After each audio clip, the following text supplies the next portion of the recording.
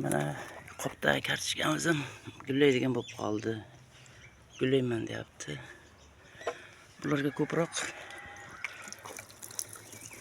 mana u bilan suv berish kerakdir.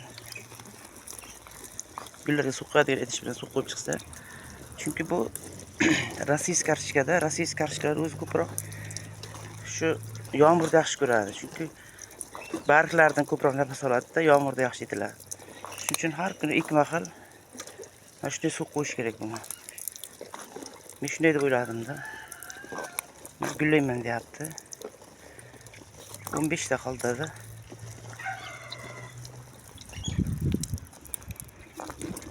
Mana har bittasidan gul chiqaman deb unchalik turibdi.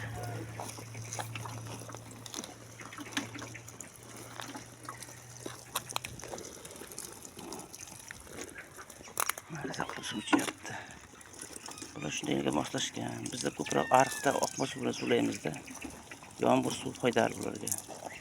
Yomg'irning suvlaridan, qorning suvlaridan olib qo'ysak, u yaxshi bo'ladi. Mana shuni beraversak.